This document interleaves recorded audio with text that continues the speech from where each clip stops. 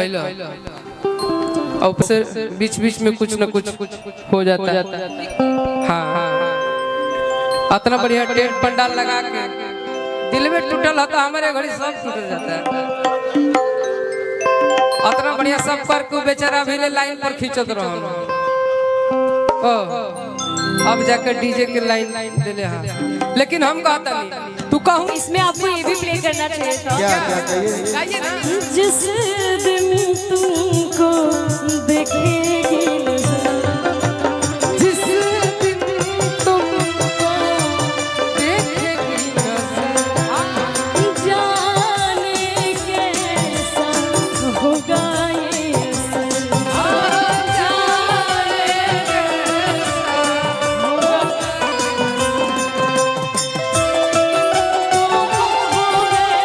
भर लेंगे हम बाहों में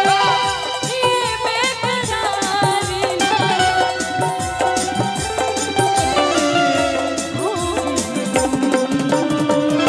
सोचेंगे तुम्हें प्यार करके क्या बात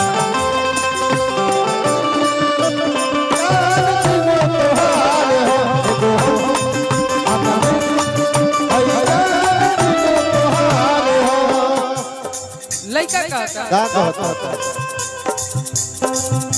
अरे कितना जब से देखल बानी रानी अरे कि तो हर चढ़ल जवानी हो ठीक से न हम खाना खाए न पीले पानी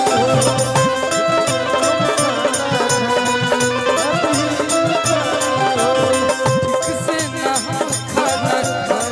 न पीले पानी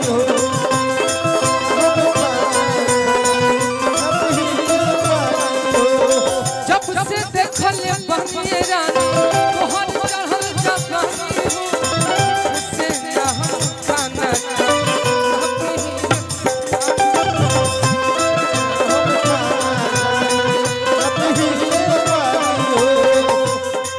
लेकिन एक बात कहते हैं कहीं हो न जाए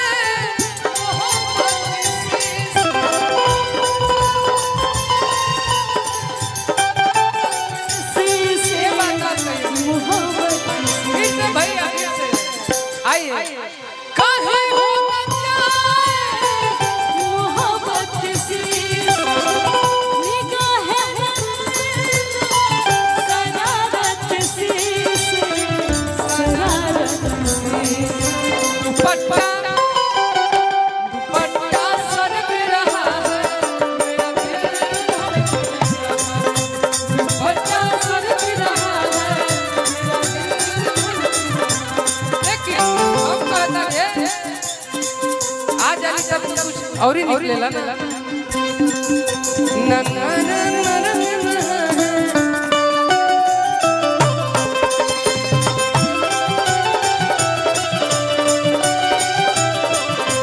लेकिन हम कहेंगे आपको देखेंगे तब तुम दिल की धड़कन में रहते हो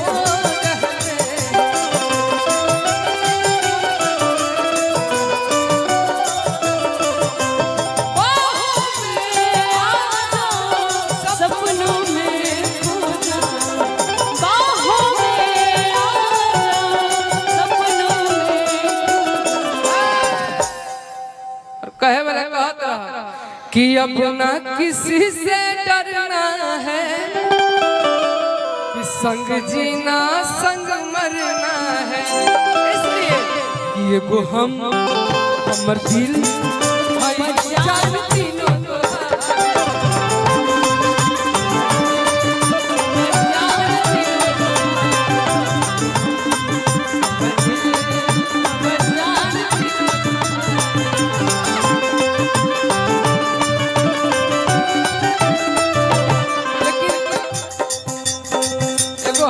हमर दिल हमर जान तीनों तोहार है।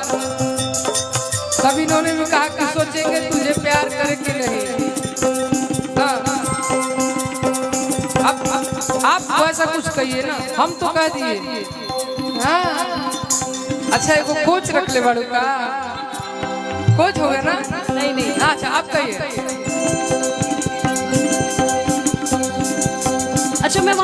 के सुना रही थी तो हाँ ठीक बा। कि जिस दिन तुमको दिखेगी नजर हाँ। जाने दिल पे होगा क्या असर कि जिस दिन तुमको देखेगी नजर जाने दिल होगा क्या असर रखेंगे तुमको बाहों में भर लेंगे निगाहों में ये बेकरारी फिरना होगी खत्म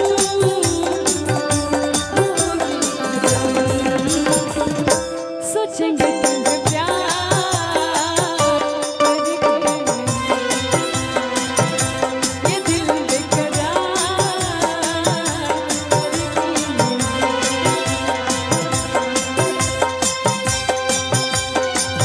आइए। अच्छा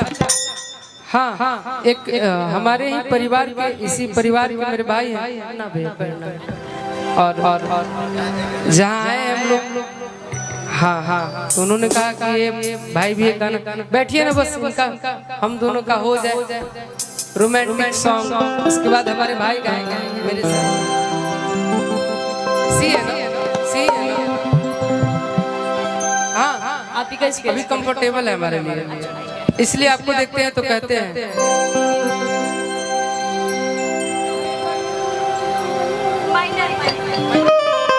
हाँ हाँ कि हर कली गुलाब